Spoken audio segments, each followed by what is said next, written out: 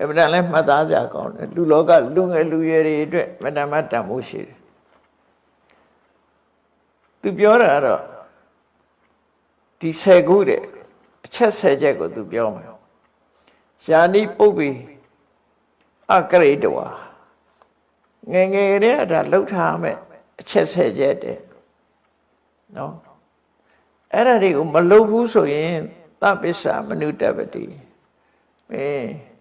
နောင်ရောက်တဲ့အခါကျတော့စိတ်ဆင်းရဲလိမ့်မယ်နောင်တပူပန်ရလိမ့်မယ်လှုပ်တဲ့အချက်10ခုကိုမင်းလှုပ်ထားပါလှုပ်ထားကြမလှုပ်ဘူးဆိုလို့ရှိရင်နောက်ကြတော့မှပူပန်တော့ကရောက်ကြလိမ့်မယ်ငါမလှုပ်မိတာမှားလိုက်တာလို့စိတ်ပူပန်နေကြမယ်အဲ့ကြရင်တော့ဒုက္ခနဲ့တွေ့ကြမှာပေါ့သူဆိုလို့အဲ့တော့နောင်တစကားတွေဆိုတာဟုတ်တာလုပ်တဲ့လူတွေမှာသာနောင်တစကားဆိုတာရှိတာလေဟုတ်တာလုပ်တဲ့လူကနောင်တမှာမရှိတာအဲ့တော့သူပြောတဲ့နံပါတ်1ကဘာပြောတာတော့ဆိုရှင်းရှင်းလေးပါအလတ္တဝိတ္တံတပ္ပတိလူဖြစ်လာလို့ရှိရင်ပစ္စည်းဥစ္စာရှာရမှာနော်ပစ္စည်းဥစ္စာရှာကိုရှာမရအောင်လုပ်အဲ့ဒီပစ္စည်းဥစ္စာကိုရအောင်မရှာနိုင်လို့ရှိရင်မင်းစာဝန်ကြီးခက်ခဲလိုက်မယ်အဲ့ဒီကြမှာမင်းငါမရှာမိတာမှားတယ်လို့ဖြစ်မှာပဲစိတ်ပူပန်ရတယ်ပတ်စံမရှိရင်စိတ်ပူပန်ရတယ်နောက်လက်ကြည့်နောက်စိဆိုဘာမှစားစရာမရှိဆိုစိတ်ပူတာပဲလေအဲ့ဒီပူပန်မှုကိုပြောတာအလတ္တဝိတ္တံတပ္ပတိပစ္စည်းဥစ္စာဆိုတော့ရအောင်ရှာမယ်မင်းမရဘူးဆိုရင်စိတ်ပူရမှာပဲအဲ့ဒါဘာလို့ဆို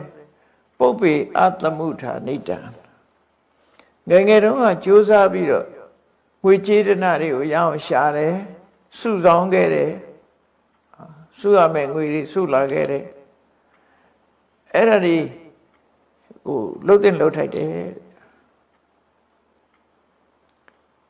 ပတ်စံရှာစုဆောင်မှုအလေးထားမြန်မာပြည်မှာအားနည်းတယ်လို့ပြောမြန်မာလူမျိုးတွေမှာအားနည်းတယ်ရှာရင်ရသမျှအကုန်သုံးပြစ်ထားတွေများတယ်ပေါ့နောက်ရေးသိမ့်မတွက်ဘူးပေါ့နော်ရစားဆိုပြီးဖြစ်တယ်အိန္ဒိယနိုင်ငံသားတွေကျတော့စုဆောင်မှုအကောင်းတယ်နော်ချိုးချမ်းချမ်းစားပြီးတော့စုဆောင်ကြလို့ဗမာပြည်ရောက်လာတဲ့အိန္ဒိယနိုင်ငံသားတွေကချမ်းသာသွားကြတာများတယ်ဟုတ်ရှေးတုန်းကတည်းကရောက်လာတဲ့လူတွေအဝတ်တစ်ထည်လန်ကုတီလေးနဲ့လာပြီးတော့ကြတော့ကျူလျာဆိုင်ပိုင်ရှင်ကြီးဖြစ်သွားမုံရွာဘက်ကတကယ်ဇလန်လေးတပုတ်ပြောတာမှတ်ထားဘူးလေတော်ထဲမှာလွှတ်စင်ထောင်ပြီးတော့တစ်တိခွဲတာရှေးတုန်းကတော့လွှတ်ဆက်တွေမရှိသေးတော့ငမန်းဆွဲဆိုရလွှတ်ကြီးနဲ့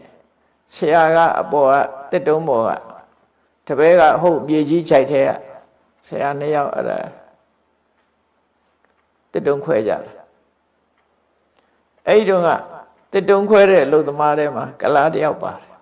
ဗမာအခေါ်ကလားပေါ့လေအိန္ဒိယနိုင်ငံသား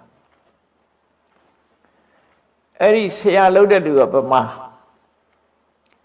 ကလားမို့သူကခေါ်တာရိုးခေါ်တာမဟုတ်ခွေးကလားလို့ခေါ်တာသူ့လို့တမဟိုခွေးကလားလာဆွဲနဲ့အဲ့လိုခေါ်တာအဲ့လိုနဲ့ဆရာတော်ပဲလောက်ကင်စားတော့သွားကြပြီးတော့10နှစ်လောက်ကြာတဲ့အခါကျတော့ခွေးကလားနဲ့မတွေ့တာ10နှစ်လောက်ကြာသွားတယ်အဲ့ဒီလွှတ်ဆရာကြီးကရန်ကုန်ရောက်ခိုက်လွှတ်ကောင်းကောင်းလိုက်ရှာလွှတ်ကောင်းလိုက်ရှာတော့ဈေးထဲမှာလွှတ်ရှာရင်းနဲ့အဲ့ကလားတွေ့တာငါဆရာကြီးပဲဆိုပြီးတော့ပြေးပြီးတော့ခေါ်တာဆရာကျွန်တော်ခွေးကလားလေးလို့ပြောခေါ်ပြီးတော့ရှာပါရှာတာတော့ဆိုငါလွှတ်ကောင်းကောင်းလို့ကျွန်တော်လာလိုက်ခဲ့ကျွန်တော်ဆိုင်မှာရှိတယ်ဆိုသူကဆိုင်ကြီးနဲ့ဆိုင်ပိုင်ရှင်ဖြစ်နေပြီဆိုင်ပိုင်ရှင်ဖြစ်နေပြီဟိုလွှတ်သမားကြီးကလွှတ်ဆွဲတော့မယ်ရှိရှဲလို့တော့မယ်ဟိုလူကအလုံသမားကတောင်ဆိုင်ပိုင်ရှင်ဖြစ်ပြီးတော့သူ့ဆိုင်ကလွှတ်တောင်လက်ဆောင်ပေးလိုက်သေးတယ်တဲ့ကဲ စုဆောင်မှုနဲ့ကြိုးစားမှုကွာသွားတာပေါ့အဲ့ဒါကိုပြောတာဇနတန္တပင်ဒီကနေ့ခေတ်မှာလည်းအဲ့ဒါပြောတာအလတ္တဝိတ္တံတပ္ပတိပုပ္ပိအသမုဋ္ဌာနိတံပစ္စည်းကိုရှာပြီးတော့စုဆောင်ရမယ့်ဟာတွေကိုမစုဆောင်မိဘူးဆိုလို့ရှိရင်တဲ့နပုပ္ပိတဏမေသိတံဣတိပစ္ဆာနုတ္တပတိငါငယ်ငယ်တုန်းကရရတဲ့နဲ့ဖြုံးပစ်ခဲ့တယ်ငါငယ်ငယ်တုန်းကနော်ကြိုးစားပြီးတော့မရှာခဲ့ဘူးမစုခဲ့ဘူးဒါကြောင့်မို့အသက်ကြီးတော့စားစရာမရှိတော့ဘူးဆိုပြီးတော့ပြန်ပြီးတော့စိတ်တော့ကရောက်ရတယ်စုတဲ့လူတွေကတထေးဖြစ်ကုန်ပြီ तू ကတထေးပဲဖြစ်တော့အဲ့ဒါကိုပြောတာအမှန်ဒါလူလောကမှာတကယ်လို့ရမယ့်ကိစ္စတွေပဲဒါနိဗ္ဗာန်ရောအကြောင်းတရားလို့လည်းပြောလို့ရတယ်စီးပွားရေးအစဉ်ပြေနိဗ္ဗာန်ကိုသွားလို့လွယ်တယ်လေဒီပေါ်မှာမိတည်ပြီးတော့နိဗ္ဗာန်ရောအကြောင်းအကျင့်လို့လွယ်တာပေါ့စီးပွားရေးအစဉ်မပြေတဲ့လူကဘယ်လိုလုပ်နိဗ္ဗာန်ရောအကြောင်းလုပ်လို့ရဒါနံပါတ်1ဟောငယ်စဉ်ခါစီးပွားဥစ္စာကြိုးစားရှာစုစုဆောင်ဆောင်ထားမဟုတ်ရင်အသက်ကြီးလာမှမရှာနိုင်တဲ့အခါမှာမင်းနောင်တရလိမ့်မယ်ဒါတစ်ခုနောက်တစ်ခုကတော့လူဆိုတာဘဝတစ်ခုကြုံကြုံချင်းပတ်ဆက်ရှာဖို့လိုတယ်ကိုကျေတနာရှေ့ရမယ်စုဆုံးထားမယ်ကိုနောက်လက်ကြည့်နောက်စီမဖြစ်သင့်ဘူးကိုမှစုစုဆောင်ဆောင်ရှိနေရမယ်နောက်ခံနောက်တစ်ခုကဘာလို့ဆိုစီးပွားရှာတယ်လို့ပဲပညာလည်းကြိုးစားသင့်မို့လို့တယ်ဒုတိယအချက်ကတကြရူပံပုရိတန္တံမယာသိပ္ပံနသိခိတံကိစ္ဆာဝုဒ္ဓိအသိပ္ပတ္တနော်ဣတိပစ္ဆာနုတ္တပတိငယ်ရွယ်တဲ့အချိန်မှာပညာကိုကြိုးစားသင်ရမယ်လုံနိုင်တဲ့ငယ်တဲ့အချိန်မှာဆိုရင်တနေ့ကုန်လုံမပင်မဘူးတက်ကြီးရင်လောက်မသင်နိုင်ဘူးမျက်စိကောင်းတယ်နားကောင်းတယ်သူကအင်အားရှိတယ်အဲ့အချိန်မှာဆိုရင်အတတ်ပညာကိုတက်အောင်သင်ရမယ်ဘာပဲဖြစ်ပညာမျိုးစုံတက်နေအောင်လုပ်ရမယ်ပညာမျိုးစုံသင်ရမယ်တဲ့ကြိုးစားပြီးတော့သင်ရမယ်ဘာကြောင့်လို့ဆိုရင်ကိစ္ဆာဝုဒ္ဓိအသိပ္ပတ္တအတတ်ပညာမရှိရင်သမွေဝမ်းကြောင်းခက်တယ်တဲ့ဟုတ်တယ်ကိုတတ်တာလေးတခုရှိရင်အဲ့ဒီတတ်တာလေးကိုမိပြုပြီးသမွေကြောင့်ဝမ်းကြောင်းလုပ်လို့ရတယ်အတတ်ပညာမတတ်ဘူးဆိုလို့ရှိရင်သမွေဖို့ခက်တယ်ဒါကြောင့်ငယ်စဉ်ခါမှာပညာကြိုးစားရှာပါဖြူကြိုးစားသင်မှာမသင်ခဲ့ဘူးဆိုရင်မင်းနောင်တရလိမ့်မယ်တက်ကြီးမှတော့မင်းမသင်နိုင်တော့ဘူးရက်စီကလည်းမကောင်းနားလည်းမကောင်း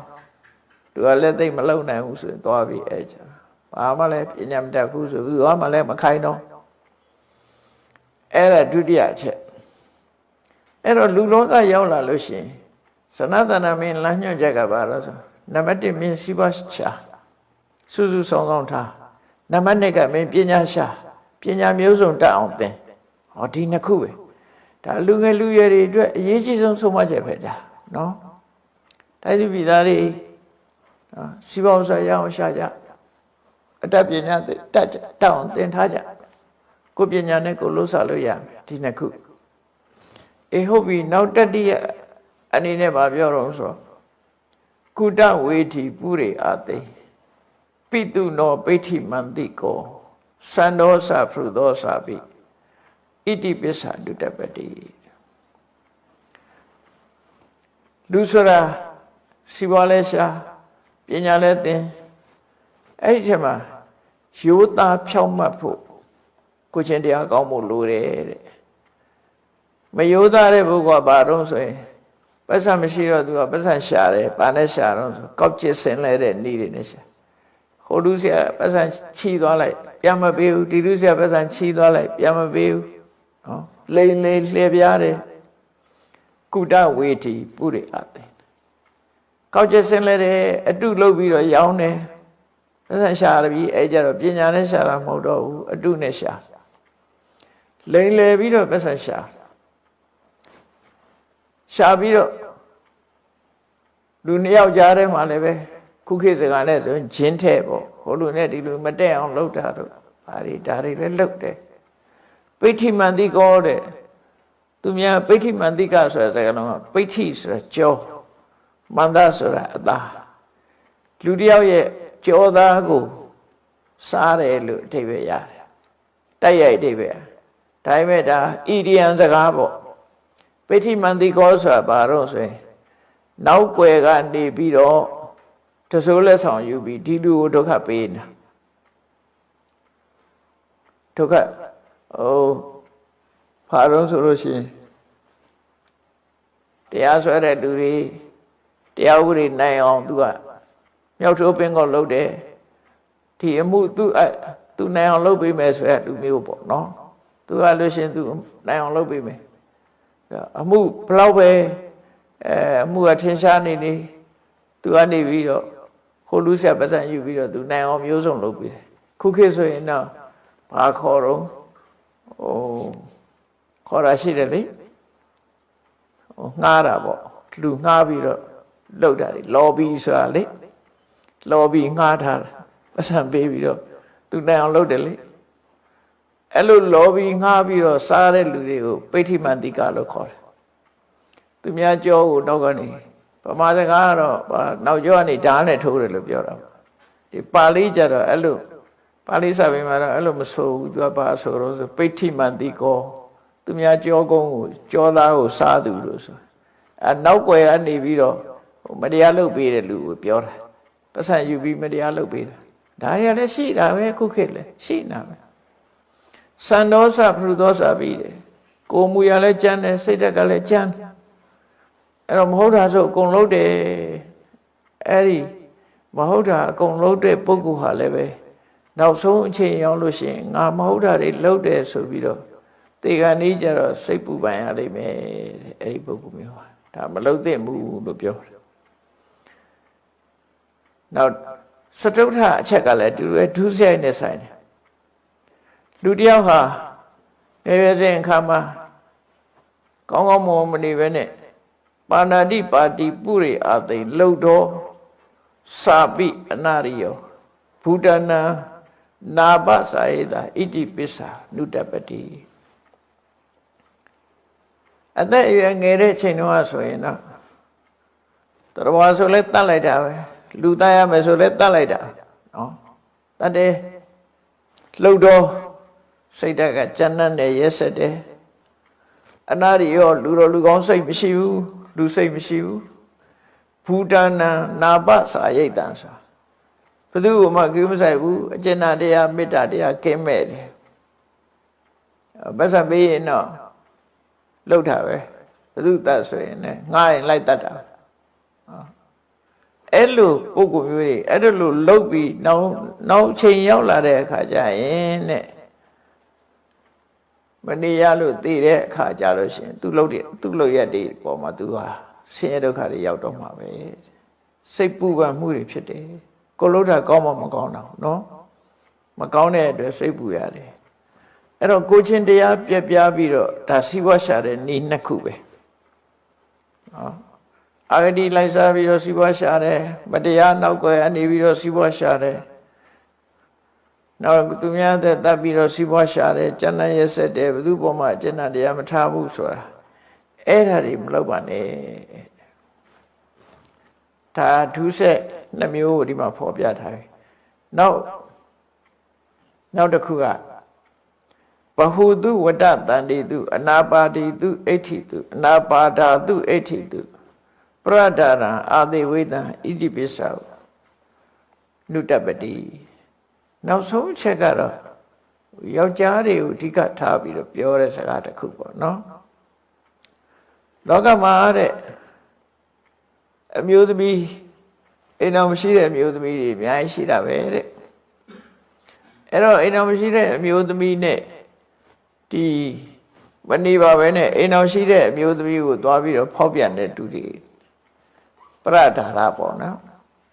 အဲ့ဒါလို့ဖောက်ပြန်လို့ရှိရင်လည်းပဲသူကနောက်ရပူပန်ရတတ်တယ်ကိုချင်းတရားပြက်ပြတာမကောင်းတဲ့အကြောင်းဒါအများစုကကိုချင်းတရားပြက်ပြတတ်လို့ဒါကိုထည့်ပြီးတော့ပြောထားတာနော်သူတော်မမပြစ်မှားနဲ့လို့ဆိုလို့တယ်ပေါ့ သူတော်ဘာမရမပြင်းမာနဲ့သူများဥစ္စာကိုလိမ်ညာမယူနဲ့သူတော်ဘာအသက်ကိုတပ်ဖြတ်ရက်စက်တာတွေမလုံးနဲ့သူတော်ဘာမရမပြင်းမာနဲ့ဆိုတာဒီပါဏာတိပါဒအာရိဏဒါနကာမိတုမိစ္ဆာစာရပဲဒီ၃ခုကိုထည့်ပြီးတော့ပြောတာနော်ပေါင်းလိုက်မယ်ဆိုရင်ဒီ၃ခုပဲအဲ့ဒီလိုနံပါတ်1ကဝိจิตနာကိုငယ်ရအောင်မရှာခဲ့တာရဲ့နံပါတ်2ကအတ္တပညာတတ်အောင်မသင်ခဲ့တာရဲ့နံပါတ်3 4 5ကဘာလို့ဆိုရင်ကိုချင်းတရားပြပြခဲ့တာတွေပါဏာတိပါဒအရိဏဒါနကာမိတုမိစ္ဆာစာရဆိုရကိုချင်းတရားပြပြခဲ့တာအဲ့ဒီကနေပြီးတော့ဒါတွေကမလုံးသင့်တာတွေကိုရှောင်မယ်နောက်တစ်ခါလုံးသင့်တာမလုံးတာလည်းရှိသေးတယ်ဘဟုံမိဝတ္တတန္တမိအာနာပါဏိဥပဋ္ဌိတေကိုမှပစ္စည်းဥစ္စာလည်းတတ်နိုင်တယ်စားစရာတောက်စရာတွေလည်းရှိတယ်အဲ့လိုရှိရတဲ့နဲ့ဘသူကိုမှပေးကမ်းထောက်ပံ့ခဲ့ခြင်းမရှိဘူးဆိုတဲ့လူတယောက်ဟာရှိတော့ကမပေးခဲ့လို့နောက်ကြရင်တော့သူဟာဘသူမှထောက်ပံ့မှုတဲ့ပုဂ္ဂိုလ်မဟုတ်သည့်အတွက်ကြောင့်ငါဘသူမှလည်းမလုပ်ခဲ့ဘူးငါပေါ်တော့အခုကျတော့ငါတော့စားစရာမရှိဘူးဆိုဖြစ်လာစိတ်တက်ပူပန်ရတယ်တဲ့တခါနောက်တစ်ခုကတော့ဘာလို့ဆိုမိဘနဲ့ပတ်သက်လာမာတရံပိတရံစာပိစိဏကံကတယောပနာဘဟုတံတော့နဘောသိတံသဗ္ဗစ္ဆမနုဣတိပစ္ဆမနုတပတိအမေဖေတွေတက်ရွယ်ကြီးလာတဲ့အခါမှာငါထောက်ပံ့နိုင်ရတဲ့ငါအမေဖေတွေမထောက်ပံ့ခဲ့ဘူးအမေလည်းတည်သွားပြီဖေလည်းတည်သွားပြီငါဘာမှမလုပ်ခဲ့နိုင်ဘူးဆိုပြီးတော့နောက်ဆုံးမှာသူကနောင်တပူပန်ရတတ်တယ်တဲ့အဲ့ဒါငါအမေဖေတွေအတွက်ဘာမှမလုပ်ခဲ့ရဘူးနောက်တစ်ခုကတော့အာစရိယမနုတ္ထနာသဗ္ဗကာမရတံဟရပိတရံအတိမိညိတာအဖေရှိတဲ့အချိန်မှာအဖေစကားကိုနားမထောင်ပဲနဲ့ခမည်းကြီးခင်မမိပါဘူးကိုနေရကိုနေစမ်းမလို့အဖေပေါ်မှာတာတလာချီးပြီးတော့လုတ်ခဲ့တာတွေနဲ့ပတ်သက်ပြီးသူကနောင်တပူပန်ရတတ်တယ်မိဘစကားကိုအဲ့လိုမလုပ်ရဘူးလို့ဆိုလို့လေပေါ့နော်ဒါလည်းအဲ့တော့မိဘကိုယုံသိလေးစားဖို့ဆိုပြီးဆုံးမတာအဲ့ဒါတွေပြီးတဲ့အခါကျတော့နောက်ဆုံးမတာတော့သမဏေပြမဏေစာပိသီလဝန္တိဘဟုတုတေနာပုပ္ပေနာပုပ္ပေပရိပါပရိယုပယိတံဣတိပိစ္ဆမနုတပတိအကျင့်ကောင်းတဲ့ကိုချင်းသီလနဲ့ပြည့်စုံတဲ့ဘုဒ္ဓရကြွယ်ဝတဲ့သမဏပြမဏတွေဟုတ်လားသမဏပြမဏဆိုတာဘာသာရေးပေါ့နော်ခုဆိုရင်တော့ယဟန်တန်ဃာတွေပေါ့ဒီလိုပြောလို့ရတာပေါ့အဲ့လိုယဟန်တန်ဃာတွေကိုချင်းကပ်ပြီးတော့မသိသေးတာတွေသိအောင်မသိသေးတာတွေသိအောင်သိတာတွေကိုပို့ပြီးတော့ရှင်းလင်းအောင်စိတ်ကပ်မေးမြန်းခြင်းမလုပ်ခဲ့ဘူးဆိုပြီးတော့ဆိုလို့ရှိရင်လည်းနောင်တပူပန်ရတတ်တယ်တဲ့အဲ့ဒီပုဂ္ဂိုလ်ဟာနော်နောင်တပူပန်ရတာပဲဒါလည်းငါဒီရံပုံနာတွေရဲ့သမဏဗြဟ္မဏတွေကိုချင်းကပ်ပြီးတော့ဒီအသိပညာရရှိအောင်မလုပ်ခဲ့ဘူးတရားစကားတွေနားမထောင်ခဲ့ဘူးတရားအသိတွေမရခဲ့ဘူးဆိုပြီးတော့စိတ်ပူပန်ရတတ်တယ်တဲ့နောက်ဆုံးတစ်ချက်ကပါတော့သာဓုဟောတိတပောစိန်နောတန်တောစာပြုပယတိတောနာသပုပ္ပေတပောစိန်နောဣတိပိစ္ဆာနုတပတိအသက်ရွယ်ငယ်တဲ့အချိန်လုံနိုင်တဲ့အချိန်တုန်းကသူစရိုက်တရားဆိုကိုချင်းတရားတွေကိုကျင့်ကြကြုတ်ကိုအထောဥပမာဥပုသ်ဆောင်ရမယ့်အချိန်စောင့်တယ်နော်ကောင်းတဲ့အလုပ်တွေဥပုသ်ဆောင်နေတရားထိုင်နေဒီလိုဟာမျိုးတွေလှုပ်သိမ့်လှုပ်ထိုက်တယ်ပေါ့နော်အဲ့ဒါဥပုသ်ဆောင်ခြင်းတရားထိုင်ခြင်းဆိုတဲ့ဒီလိုကိစ္စတွေဟာငါမလုပ်ခဲ့ဘူးတလားလေးတဲ့ဥပုသ်တခါမှမဆောင်ဘူးဆိုတာမျိုးတွေဖြစ်လာတယ်တေခဏီးကြတော့သူများတွေဥပုသ်ဆောင်တဲ့လူတွေတူတော်လူကောင်းတွေနဲ့တွေ့တဲ့အခါငါမလုံမိဘူးဆိုပြီးတော့ပူပန်ရတတ်တယ်တဲ့ အလုံးပေါင်းတော့10ချက်ပဲ